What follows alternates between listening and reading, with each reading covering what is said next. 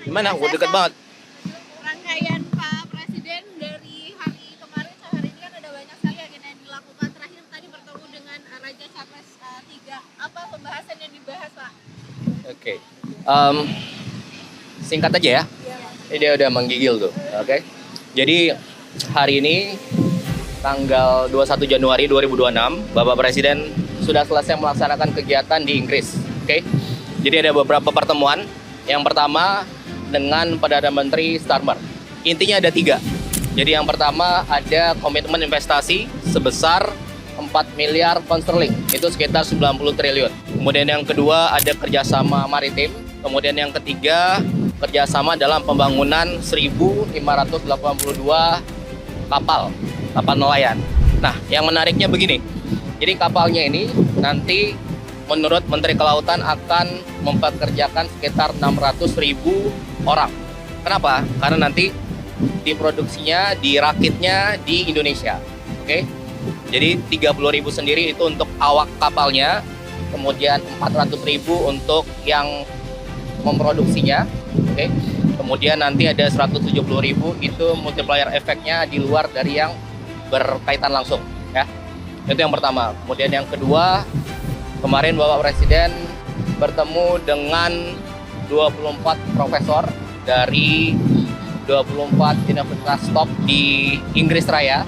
Jadi ada King's College, ada Oxford University, Imperial College, kemudian Edinburgh, gitu ya, dan 20 lainnya.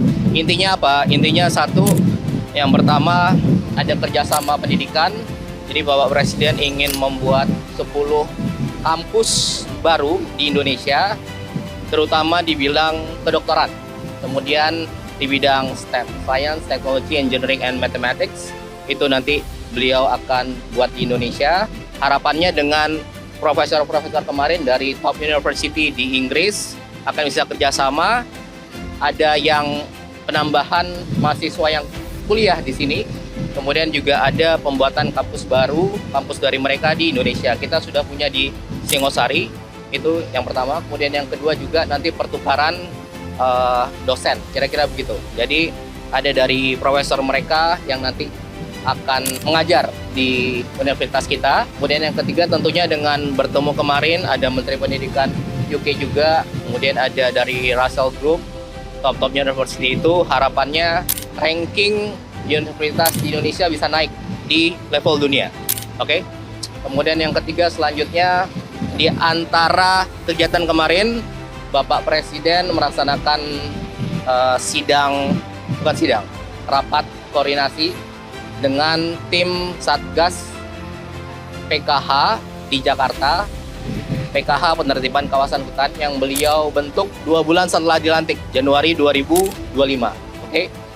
Apa tujuannya kemarin? Jadi setelah rapat itu menerima laporan dari Satgas, Bapak Presiden memutuskan untuk mencabut izin perusahaan yang telah terbukti melanggar. Jadi ada 22 perusahaan terkait hutan, kemudian ada 6 terkait tambang yang merusak alam, gitu ya. Itu kira-kira itu.